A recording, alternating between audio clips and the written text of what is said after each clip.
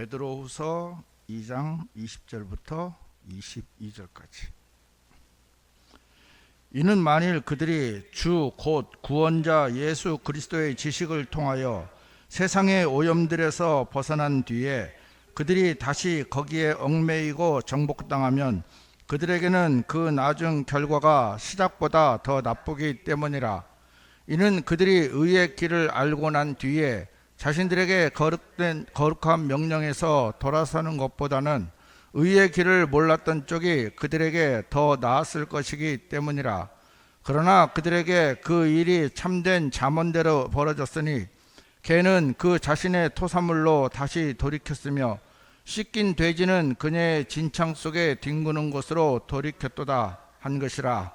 아멘. 기도드리겠습니다. 하나님께서 이렇게 좋은 날 저희들에게 하나님 앞에 나와서 영과 진리로 하나님 앞에 경배를 드릴 수 있는 은혜를 입혀주셔서 감사를 드립니다. 하나님께서 저희들을 세상 속에서 거룩하게 성별해 주시고 또 이거 모임 안에서 하나님을 섬길 수 있는 은혜를 입혀주셨습니다. 하나님, 오늘 저희들이 말씀을 나누려고 하는데 참 자격이 없는 제 자신이 이 하나님의 말씀을 들고 나왔습니다. 하나님께서 사람의 말이 아닌 하나님의 말씀으로 듣는 분들에게 그 마음을 열어주시고 또 이 말씀이 마음속에서 실행될 수 있는 은혜를 입혀주시길 바랍니다. 하나님, 교회가 얼마나 소중하고 귀한지 우리가 시간이 흐르면 흐를수록 점점 더 그 사실을 알게 되어서 정말 주님 앞에 감사한 마음으로 예배를 드리고 있는데, 주님, 안타깝게도 참 이 자리에 많은 자리가 비어 있습니다.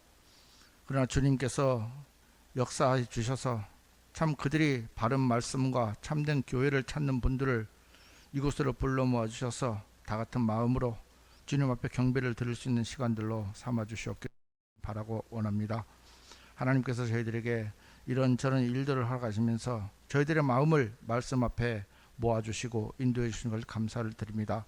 이 이후의 시간도 사랑하는 주님께서 함께 해주시고 저희 입술을 주장하여 주셔서 하나님의 말씀이 분명한 교리 안에서 선포되어질 수 있도록 인도해 주시옵소서.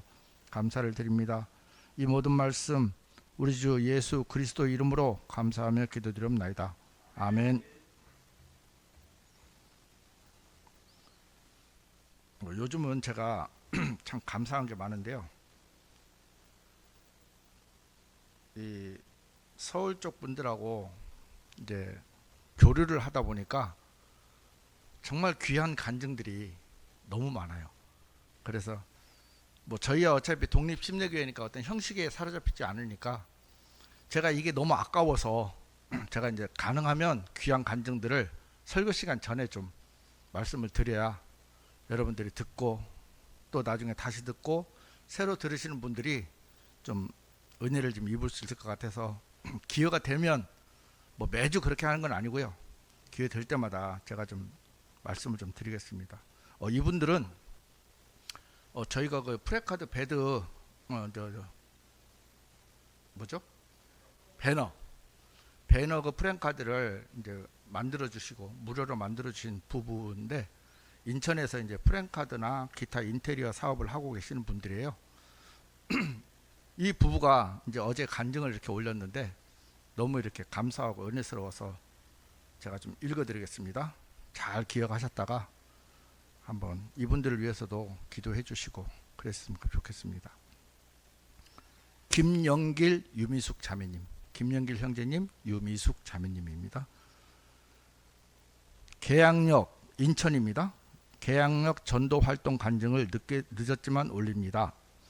오늘은 전도 활동을 시작할 때 전날 금요일에 아주 늦은 야근으로 인해 저희 부부는 전도 활동을 한 주 쉬고 싶은 필연적 이유를 찾고 있었습니다. 또한 내심 그래도 괜찮다는 생각으로 무건의 합의를 보았지만 시간이 흘러 아침에 눈이 떠지자마자 막중한 부담감으로 자동적으로 전도 활동을 나갈 준비를 이미 몸도 마음도 하고 있었습니다. 으슬으슬 춥기도 하고 오늘따라 왜 이리 많은 거절을 하시는지 민원이 많이 들어갔겠구나 싶기도 했고 거의 2, 30분이 지나서야 겨우 5장의 전도지를 나눌 수 있었습니다. 저희보다 더하네요. 마음이 아주 힘들 때였는데 아빠 손을 잡고 지나가는 아이가 손을 내밀어 전도지를 달라는 몸짓을 보여 5살쯤 되어 보이는 꼬마 숙녀에게 전도지를 나누어 주었습니다. 그러자마자 아빠라는 분이 버럭 소리를 지르며 아이에게 전도지를 주었다고 마치 바이러스 묻은 물건을 준 것처럼 혐오와 비난의 감정을 제게 퍼부었습니다. 마음이 너무 아팠습니다. 그러고 나서 곧 주님께서는 모녀가 다정히 지나가며 전도지를 반갑게 받게 하셨습니다. 더구나 보행 신호를 기다리며 꼼꼼히 전도지를 펴서 읽는 감사한 장면도 보게 하셨습니다. 무엇보다 오늘의 최고 감격은 계양역 메인 출구 앞에서 피켓을 들고 서 계신 시니어 남자분이었습니다. 김은영 자매님께서 안타까운 마음으로 전도지를 그분께 건네셨는데 너무 감사하게도 그분이 표준 킹제임스 성경으로 가정교회를 이끌고 계시는 목양자셨습니다. 자주 계양역에서 전도 활동을 하시는데 오늘에서야 저희와 만나게 하셨습니다.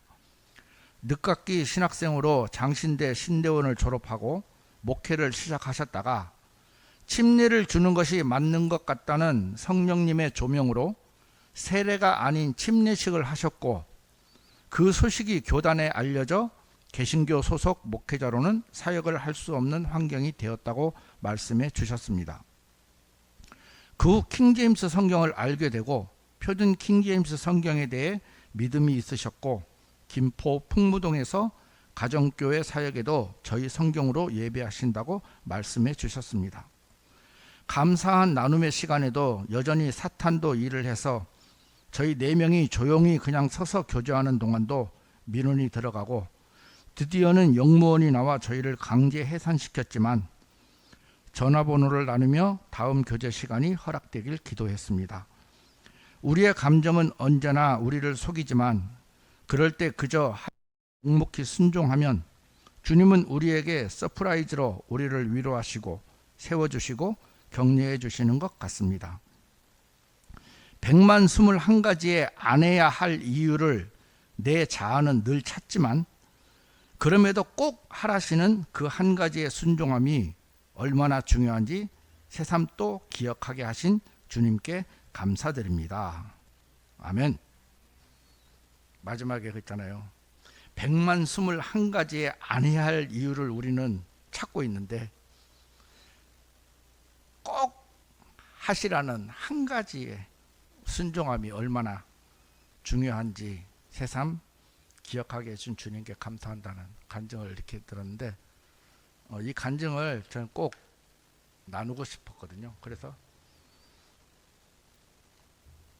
우리는 진짜 이 자매님 말씀처럼 합당한 이유를 우리는 많이 찾고 있어요.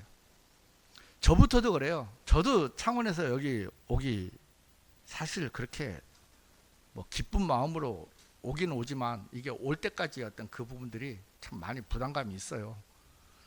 다 마찬가지입니다. 다 이유가 있어요. 그런데도 우리가 나가야 되는 이유 하나는 누가 있을지 모르거든요. 누가 있을지. 우리 지난주에 그 진주 자유시장 갔을 때 우리 양희재님이 만난 그분도 킹제임스 다른 성경을 보고 계시는데 뭔가 안 맞는데도 막연한 다른 걸 모르니까 그냥 있다가 우리를 이제 만났잖아요. 그러니까 그런 분들이 있어요. 바알에게 무릎 꿇지 아니하고요. 하나님을 찾는, 하나님을 두려워하는 사람들이 진주 안에 있습니다. 창원에도 있고요. 이 경남 지역에 말할 것도 없고요. 우리가 그분들을 위해서 나가는 거고 또 우리가 그렇게 나가면서 또 힘을 얻고 사는 부분들이 있기 때문에 우리는 또 나갈 수밖에 없는 이유인 것을 저희들이 알고 있습니다.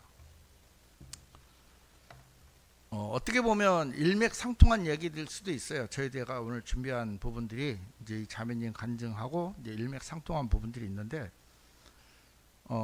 제가 예전에 이제 구원받기 전에 개혁성경을 볼 때 이제 이런 성경을 오늘 읽었던 본문을 읽어보면 참 애매한 거예요. 알 것 같기도 하고 모를 것 같기도 하고, 안 그렇습니까? 애매해요 이게.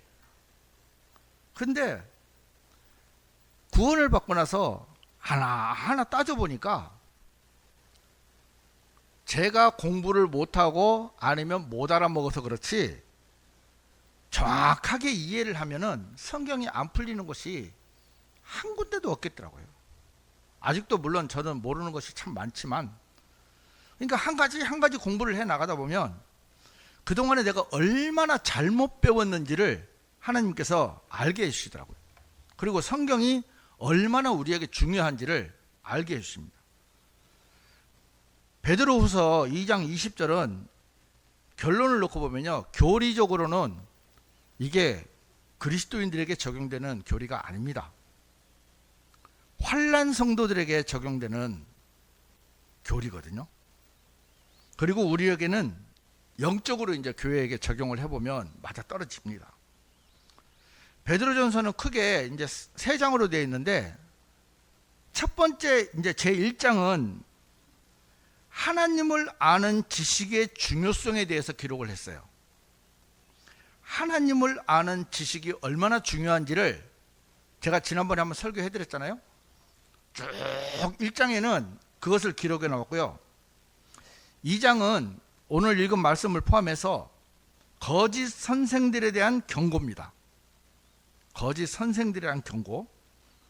그 다음에 3장은 주의 날을 기다리는 사람들의 자세, 어떤 마음을 가지고 주님이 다시 오기를 기다려야 되는지 이제 그 부분에 대해서 기록을 해놨어요. 제가 기회가 되면 진짜 다른 거는 몰라도 이 베드로후서만큼은 한번 쭉 이야기를 좀 해드려도 괜찮겠다 싶은 생각이 있습니다. 오늘 읽었던 2장 20절 말씀에 보면 세상의 오염들에서 벗어나기 전과 세상의 오염들에서 벗어난 뒤에 다시 거기에 얽매이고 정복당하는 것을 비교합니다. 그러니까 전과 후죠.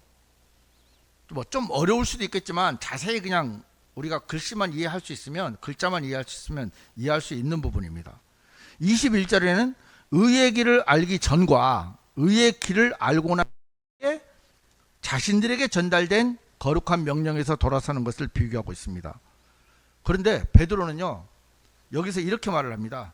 차라리 의의 길을 몰랐던 쪽이 낫다고. 그래서 저도 예전에 이 말씀을 보면 이해가 안 된 거예요. 왜 안 되지? 그러면 구원을 받지 말라는 소린가? 구원을 안 받는 것이 나은가? 이런 생각을 했었는데, 이게 그리스도인들 교회에다 적용을 하니까 이제 이런 문제가 생기는데, 교리적으로는 이게 환난 성도들에게 적용이 되는 겁니다. 왜냐하면 자, 구원받은 시대, 교회 시대는요, 여러분들이 구원받으셨잖아요.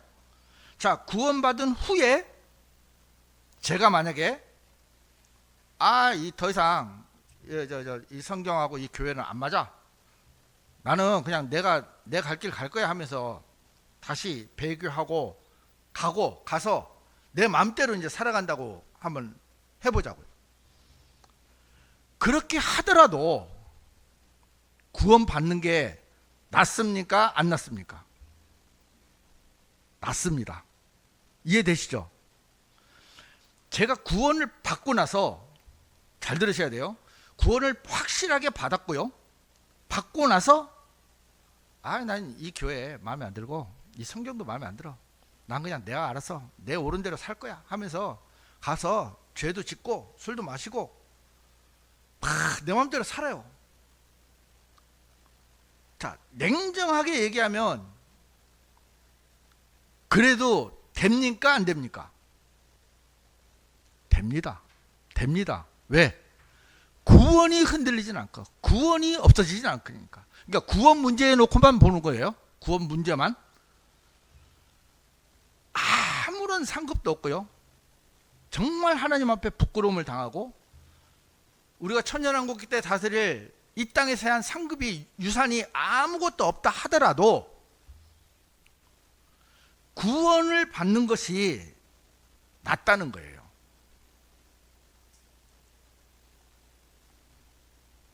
그런데 이 구절이 우리한테 적용을 하게 되면, 그러니까 영적으로만 적용을 해야 되는 거지, 만약에 이거를 교리적으로 적용을 해버리면 우리는 구원받은 것이 아무 의미가 없게 되는 거예요.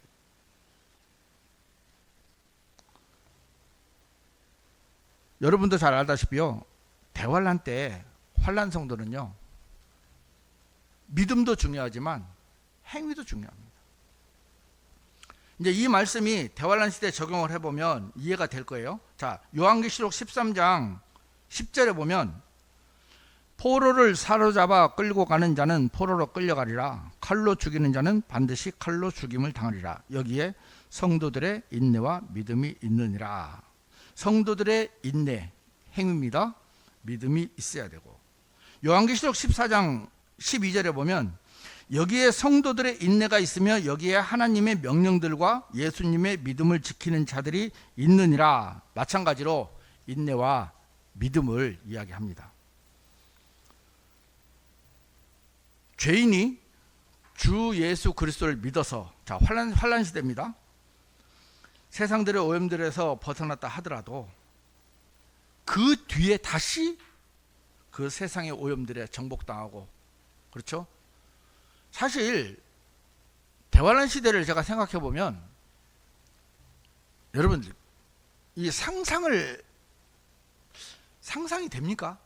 저는 아무리 생각을 해봐도요, 대환란 때 일어날 엄청난 재앙들이, 말이 인구 절반이 죽는다 하고요, 바다의 피가 3분의 1이 피가 되고, 나무 3분의 1이 파괴되고 불타고, 강들이 3분의 1이 피가 되잖아요. 그리고 짐승의 표를 받지 않으면 매매를 할 수도 없고요. 일단 먹고 사는 문제도 해결하기 힘들어요. 자, 이 와중에 아마 틀림없이 대환란 초기에는 많은 사람들이 구원을 받을 것 같아요. 예수님을 믿고, 휴거가 된 사실을 알고 나서, 정말 그분이 맞구나, 야, 진짜 그 독립 침략에서 전하는 복음이 맞았구나 하면서 아마 많은 사람들이요, 구원을 받을 것 같아요. 예수님 믿을 것 같아요. 지금 미국의 어떤 분은 이런 분이 있더라고요. 자기는 휴거 다음에 사람들이 자기 거를 많이 봤으면 좋겠다고 하면서 이 기록을 남기는 사람, 지옥은 가지 마라 그러면서 남기는 사람이 있는데 아마 많을 거예요. 적어도 올라가는 분들이 몇 분일지 모르겠지만 일부겠죠. 그러면 최소한 75억 이상 사람들이 남아 있을 건데, 여기서 뭐 한 10분의 1만 잡아도 한 7억 명이 과연 믿는다고 가정을 해봐요. 이분들이 과연 끝까지 믿음을 지킬 수 있을까? 자, 전쟁이 납니다. 기근이 있습니다. 병이 있습니다. 거기에 짐승의 표를 받아야 합니다. 7년 동안 이거를 버틸 수 있는 사람이 과연 누가 있겠느냐? 그래서 예수님께서 마태복음에 내가 그날을 감해주지 않으면 어떤 육체도 구원을 받을 수 없다고 할 정도로 지금 이 세상의 혼란과 혼돈은, 전쟁은 아무것도 아니겠더라고요. 과연 거기서 사람들이 이 믿음을 끝까지 지킬 수 있을까? 물론 있을 겁니다. 왜냐하면 나중에 환란 성도들이 구하라는 거 보면 꽤 많은 분들이 부활을 하거든요.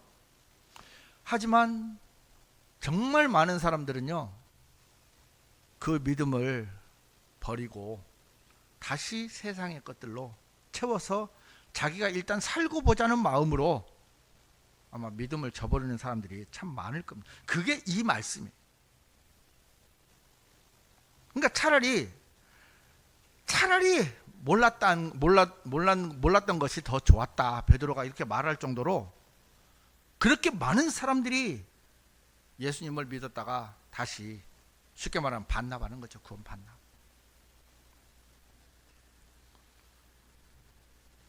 그렇기에 나중 결과가 처음 시작보다 더 나빠진 거죠. 차라리 몰랐던 것이 더 나을 수도 있을 정도라고 베드로가 말씀하는 걸 보면 그 얼마나 참혹한 현장이 벌어질지 저희들이 상상을 해볼 수 있는 것입니다. 우리는요, 저는 이제 이 부분이 물론 환난 성도들도 중요하겠지만, 저는 오늘 제가 제목을 그리스도인은 구원이 종착점이 아니다, 이렇게 한 이유가, 어제도 저희가 이야기를 좀 이렇게 같이 이제 차 한잔 마시면서 이야기를 할 수 있는 기회가 있었지만, 일반 교회 신도들이라 해야죠. 제가 성도들이라고 말은 못하겠습니다. 신도들은요, 자기들이 신앙의 목적이 구원입니다. 그러니까 구원을 받기 위해서 자기들의 모든 것을 쏟아부어요. 그러니까 이게 좀 애매한 게 뭐냐면, 어떤 분들은 이런 분들이 있을 거예요. 내가 구원을 받았는지 안 받았는지 정말 헷갈리는 분들도 많을 거고, 아니면 확실하게 나는 구원을 안 받았어, 아마 그런 사람들이 대부분일 겁니다. 그래서 구원을 받기 위해서 그렇게 발악을 하면서 교회 목사님이 시키는 대로 충성을 다해도 늘 그러잖아요. 목사님이 소영재님 그 정도면 됐습니다. 아니죠. 부족합니다. 더 하세요. 더 열심히 하세요. 죽을 때까지 내가 구원을 받았는지조차도 모르는 그 구원 하나만을 위해서 그들의 종착역은 구원이에요. 하지만 그리스도인들은 구원이 종착역이 아니고요, 종착점이 아니고요, 시작점입니다. 여러분이 눈으로 아이들이 태어나는 걸 보시면 아시잖아요. 아이들이 뱃속에 있을 때하고 태어났을 때하고 전혀 상황이 다릅니다. 그 아이들은 태어나는 게 목적이었을지 몰라도 태어나면서부터 인생이 시작되잖아요. 우리도 마찬가지입니다. 하지만 사람들이요, 신앙생활을 한다는 이것이 우리한테 얼마만큼 중요한 요소인지도 모르고요, 자기 생각대로 움직이고 있어요. 아까 그 자매님 글에서도 보지만, 우리는 하나님께서 이렇게 해라 하고 명령이 내려지면 안 해야 될 조건이 121가지가 된다는 거예요.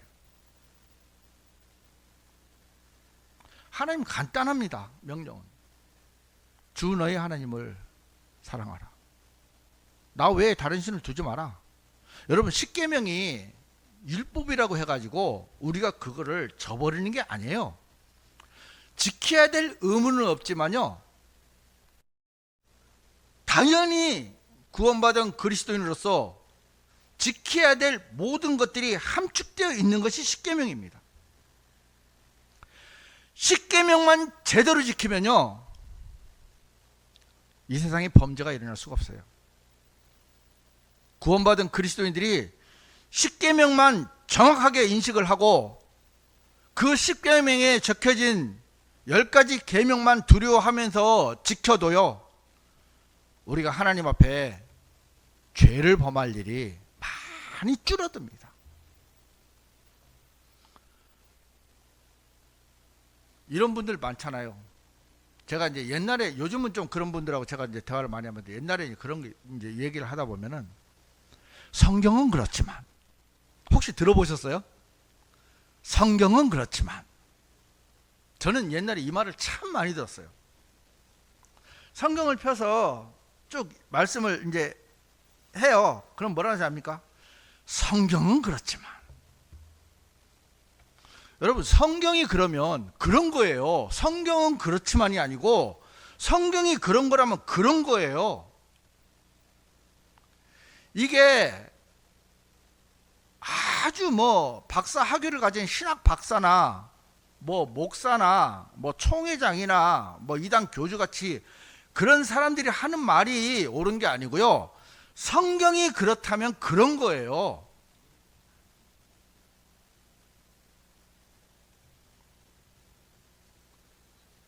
우리가 하나님 앞에 가장 구원받은 사람들이 중요시 해야 될 요소 중에 하나가 뭐냐면요, 그러니까 우리가 신앙생활을 성공하느냐 성공하지 못하느냐 결정되는 그 결정 요소 중에 하나가 뭐냐면 성별입니다. 구별되는 겁니다. 거룩한 구별입니다. 세상에서 성별이 돼야 돼요. 성별은 되지 않고 그 세상 속에서 나름대로 신앙생활을 한다고 하는 사람들은 신앙생활을 할 수가 없는 조건이에요. 자, 한번 예를 들어 볼게요. 이 예가 맞는지 안 맞는지는 모르겠습니다. 요즘에 보면은 이제 TV나 가끔 보면 그 락 페스티벌이라고 있잖아요. 정말 광란의 춤을 추고 있는 뭐 수만 명부터 수십만 명까지 모이는 곳에서 이제 우스운 얘기지만 이게 이제 예가 맞을지 모르겠지만 갑자기 생각이 났어요. 한참 막 앞에서는 진짜 막 밴드에 막 진짜 엄한 소리가 다 들리고 이제 음악이 크고 사람들은 옆에서 수만 명이 미친 듯이 춤을 추고 있는데 거기서 주 예수를 믿으라,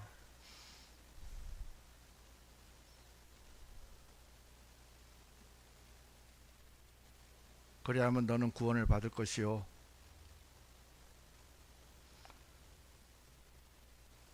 이해되십니까? 이게 어쩌면 우리가요 성별이 되지 않는 상태는 꼭 그런 상태라고 봐도 됩니다.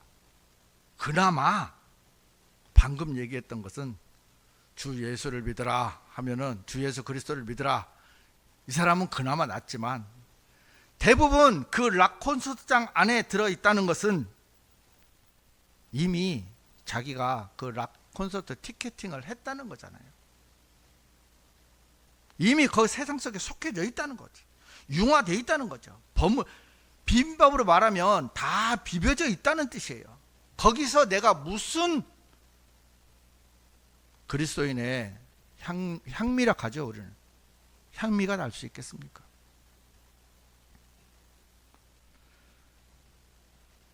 우리가 여러분 다 아시는 분 빌리그레암 목사님 아시죠? 정말 뭐 몇억 명이 복음을 들었다 하더라고요.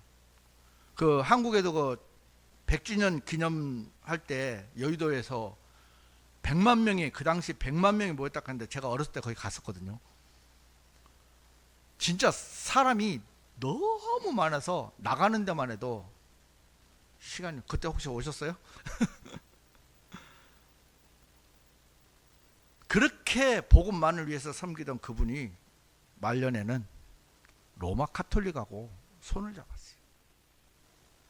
그래서 배교를 하고 그것 때문에 많은 사람들이 실족하는 일들을 이제 경험하게 됐는데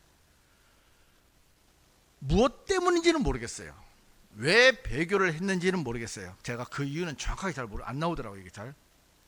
하지만 저는 느껴요. 돈이었을 겁니다. 왜? 돈이 모든 악의 뿌리라 했잖아요.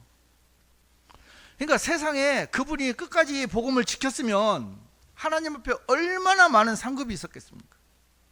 그를 인해서 얼마나 많은 사람들이 구원을 받았고 그로 인해서 정말 그 말씀을 통해서 얼마나 많은 사람들이 성장을 했겠습니까?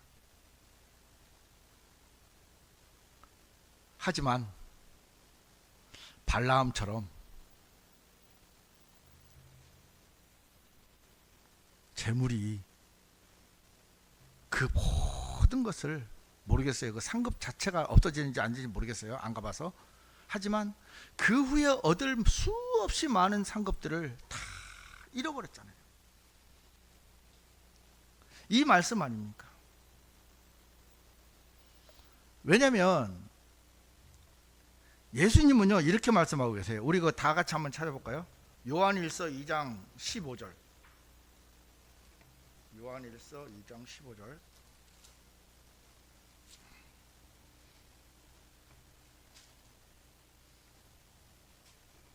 (15절) (16절을) 우리 다 같이 한번 읽어보겠습니다. 요한일서 2장 15절 16절. 세상을 사랑하지 말고 세상 속에 있는 것들도 사랑하지 말라. 누구든 세상을 사랑한다면 아버지의 사랑이 그 안에 있지 아니하니라. 이는 세상 속에 있는 모든 것이 육신의 정욕이요 안목의 정욕이요 인생의 자랑이니 아버지께 속한 것이 아니요 세상에 속한 것이기 때문이라.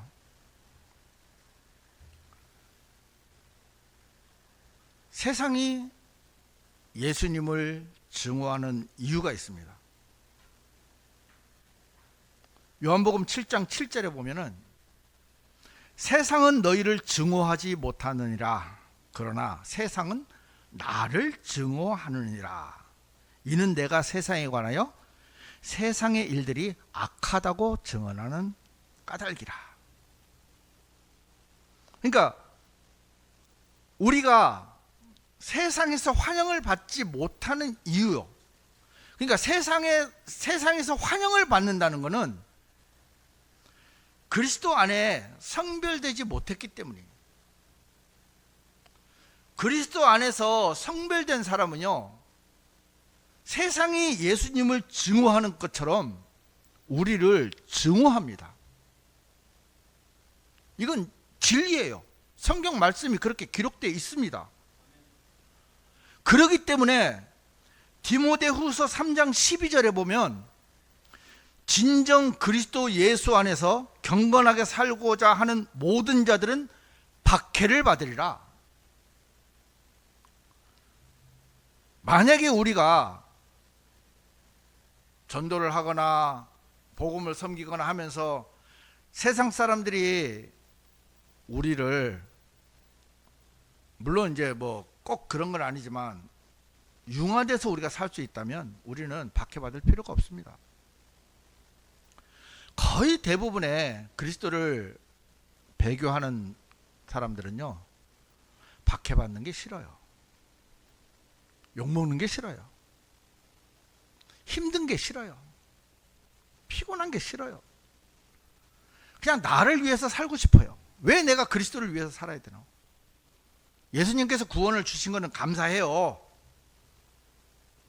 감사한데 나도 내 삶이 있잖아요.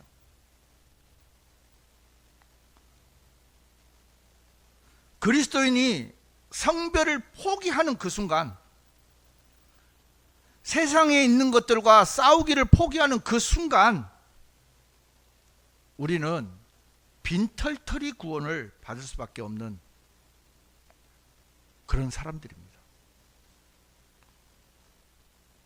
여러분들이 우리가 표대를 정하라 하잖아요. 우리 형제님께서 기도를 해주셨지만 또 우리가 자주 하는 얘기지만 정말 이 교회와 이 말씀을 지키는 것이요, 하나님께서 우리에게 이 땅에 남겨두신, 그러면서 복음을 전하는 그 지상 명령이 우리에게 떨어졌어요. 그 지상 명령을 잘 몰랐을 때는 그럴 수 있어요. 왜? 몰랐으니까. 하지만 말씀을 통해서 확실하게 우리가 이 세상의 것들과 싸우고, 또 당연히 성별을 해서 삶을 경배하는 부분에 최우선을 우리의 삶을 두는 것이 기본인데, 우리는 순간순간, 저는 이 자매님 아까 읽었던 간증이 너무 마음에 와닿는 게, 하나님께서는 단 한 가지를 말씀하시는데 우리는 그 한 가지를 안 하려고 121가지의 변명거리를 내놓고 있다는 거예요. 고린도전서 3장 15절 말씀에는 만일 어떤 사람의 일이 불타게 되면 그는 손실을 겪게 되리라. 그러나 자기 자신은 구원을 받으리라. 그럼에도 마치 불에 의하여 받은 것 같으니라. 여러분, 이 말씀을 읽으면 기억나는 사람이 있습니까? 바로 롯입니다. 창세기 19장에 롯이 구원받는 모습을 보면요, 마치 불에 의하여 구원받은 그 모습입니다. 아브라함하고 있을 때는 하나님을 섬겼는데 아브라함하고 떨어지고 난 다음에 소돔으로 들어갔어요. 소돔성은 소돔족이, 아시죠? 소돔족은 성적인 모든 것들이 포함된 말입니다. 소돔족. 그렇게 문란한 성적인 도시에서 롯은 아까 제가 얘기했잖아요. 락 콘서트장 안에서 주 예수를 믿으라. 그것과 마찬가지로 롯은 그렇게 살았어요. 그런데 그 소돔과 고모라가 죄악이 꽉 차서 하나님이 심판을 하실 때, 멸망을 하시려고 할 때 롯을 기억하시더라고요. 그래서 끄집어냅니다. 자, 그가 남은 게 뭐가 있습니까? 아무것도 없습니다. 정말 가장 비참하고 가장 부끄러운 구원의 표본이 저는 롯이라고 생각이 됩니다. 우리는 그 사실을 알면서도 롯처럼 살고 싶은 거예요. 제가 참 부담되는 게 뭐냐면요, 이 말씀을 이렇게 준비하잖아요. 준비하면요, 이게 이제 저는 여러분들 앞에 설교를 하고 있지만, 이게 사실 준비를 하면요, 이게 저의 문제예요. 우리 말씀을 전하신 분들은 다 공감하시죠? 제가 특히 지난주에 말씀은 너무너무 하기가 싫었어요. 왜냐하면 시선의 창을 내가 닫지 않으면, 내가 닫으라 해놓고 말씀을 선포해놓고 내가 여전히 시선의 창을 열고 있으면 의미가 없잖아요. 물론 개 중에는 은혜를 받으신 분들이 있을지 모르겠지만, 나는 아무런 하나님 앞에 유익을 받지 못하겠더라고요. 이 말씀도 마찬가지입니다. 제가 이렇게 말씀을 전하고 나서도 내가 롯과 같은 삶을 생각하고 그 방향으로 흘러가 버린다면 나는 이 자리에 설 자격이 없는 사람이에요. 그래서 참 부담이 돼요. 말씀 하나 준비하고 하는 것도 그냥 단지 그냥 강의집 쭉 읽어 내려가거나 아니면 남들이 써놓은 설교문 해가지고 읽으면 뭐 부담이 없는데, 이거는 하나님께서 나에게 하시는 말씀이거든요. 여러분들도 그렇게 받으세요. 이거는 다른 사람이 아니고 이성훈이 네가 이렇게 사는 사람이다. 네가 돌이키지 않으면 너도 이와 같이 된다. 이 경고의 메시지거든요. 여러분, 하나님 말씀은요 굉장히 무섭습니다. 하나님께서 말씀을 기록하셨다면요 그대로 이루어지는 것이 하나님 말씀이에요. 사람들이 지옥이 없다고, 지옥 가면은 들어왔다 나갔다 할 수 있다고, 지옥 가면 대장놀이를 한답니다. 그분들은 성경을 몰라서 그러잖아요. 우리는 성경을 알잖아요. 여러분, 알면서 안 하는 게 더 나쁜 거 아시죠? 알면서 안 하는 게. 우리가 한 방에 계단 100계단을 확 할 수는 없지만, 늦지만 한 계단 한 계단 올라가는 것이 우리의 영적 성장입니다. 우리가 하나님의 말씀을 마음으로 받고 그 말씀이 우리 마음속에서 실행이 됐고 됨과 동시에 우리 몸도 그렇게 실행이 되는 데까지 가야 말씀이 성취되는 거예요. 거의 대부분의 그리스도인들은요 머릿속에서 딱, 그리고 딱 집에 가면, 우리 옛날에 시험 공부할 때 벼락치기 하잖아요. 저는 벼락치기를 해서 시험을 잘 봤거든요. 그리고 나서 딱 그 다음날 고개를 싹 흔들면요 공부했던 게 싹 다 없어집니다. 우리는 지금 그렇게 하고 있어요. 듣고 또 듣고 읽고 또 읽고 생업을 포기하라는 게 아닙니다. 시간을 사서 되찾으라 했잖아요. 우리가 시간을 사야 돼요. 사서 그동안 잃어버렸던 것들, 수십 년 동안 잊어버렸던 것들 하나씩 하나씩 찾으라는 얘기예요. 그러다 보면 여유가 없어요. 롯처럼 정말 우리가 하나님 앞에서 부끄러운 구원을 받지 않기를 정말 바랍니다. 제일 안타까운 사람들이 이 성경까지 왔다가, 그죠? 바른 교회까지 왔다가 내 생각하고 안 맞다고 가버리시는 분들이 저는 제일 안타까워요. 안 온만 못하잖아요. 그분들이 나가면서 거의 대부분요, 교회를 욕하고 성경을 욕하고 그러고 나가요. 저는 그것이 얼마나 무서운 건지를 알아요.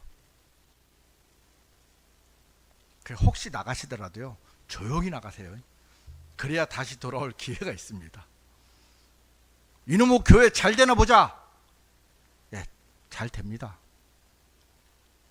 잘 되나 보자 바깥에서 보지 마시고 이 안에서 보세요. 여러분, 살아계신 하나님께서 이 교회를 지키고 계십니다. 사람의 많고 적음에 있지 않아요. 하나님께서 쓰러뜨리려 했으면 벌써 쓰러뜨렸지 놔뒀겠습니까?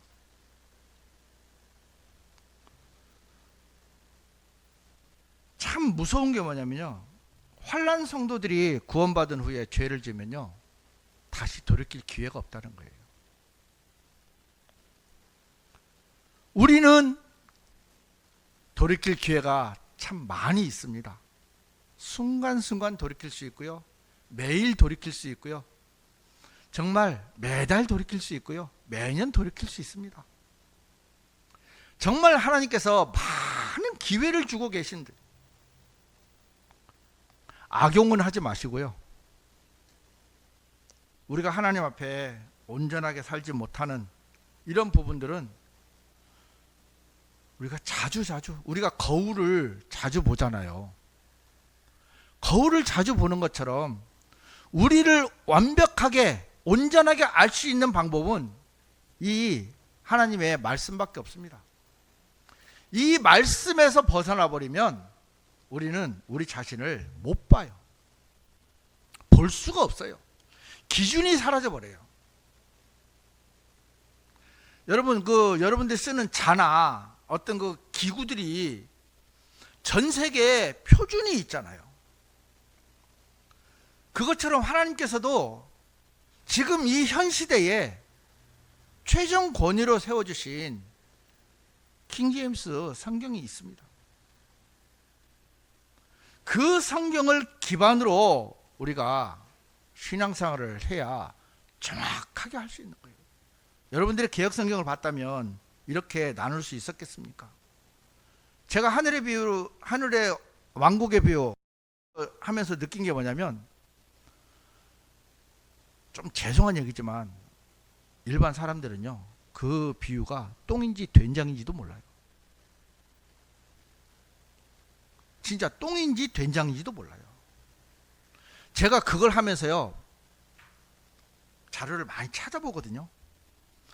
단 한 명도, 아마 제가 못 찾았는지 모르겠지만 우리 바이블 빌리버들 빼고요, 일반 개신교들 목사들 중에 단 한 명도요, 이것을 제대로 비유를 풀어놓은 사람은 한 명도 못 봤어요.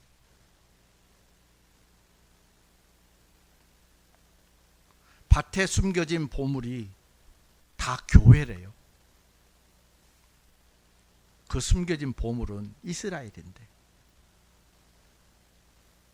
여러분들이 정확한 성경을 갖고 있고 정확하게 말씀을 나눌 수 있고 공부할 수 있다는 이 사실이 사실은 엄청난 겁니다. 세상에 돈 주고도 살 수 없는, 억만금을 주고도 살 수 없는, 제가 지난번에도 말씀드렸어요. 세상에 여러분들 손에 딱 성경 한 권, 이 표준 킹제임스 성경 딱 한 권만 있는데 어떤 분이 금괴 10개를, 골드바라고 하죠. 골드바를 10개를 주면서 그 성경하고 바꾸자 하면 바꾸겠습니까? 바꾸실래요?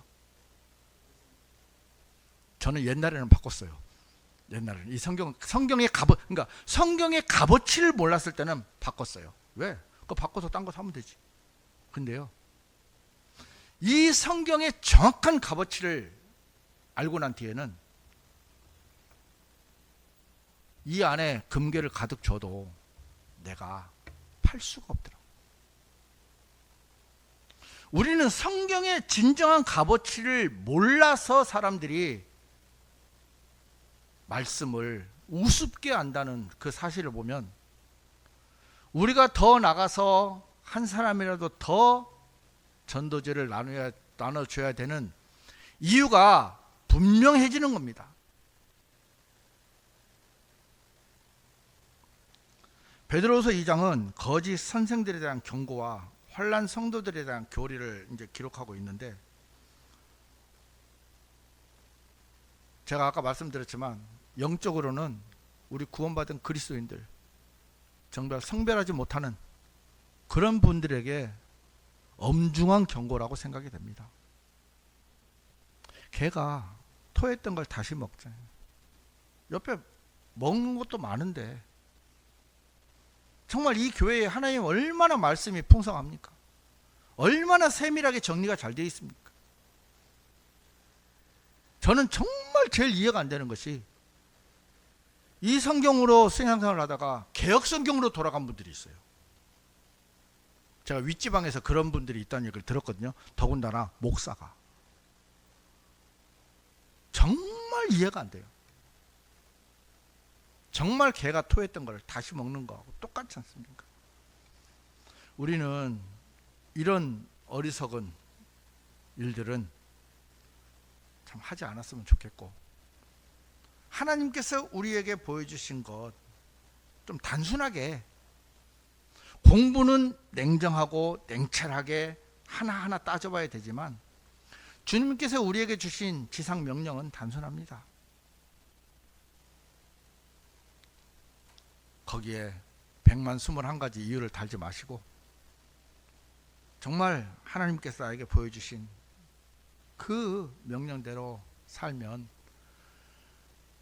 이 땅에서 편하게 사는 시대는 끝났어요. 이제 우리는 정말요, 일주일이요 얼마나 빠른지요.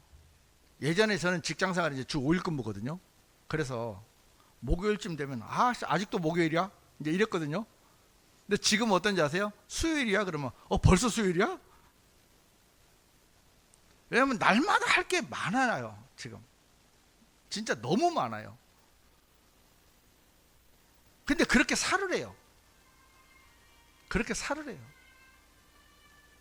그렇게 살다 가야 우리는 된다고 말씀하십니다.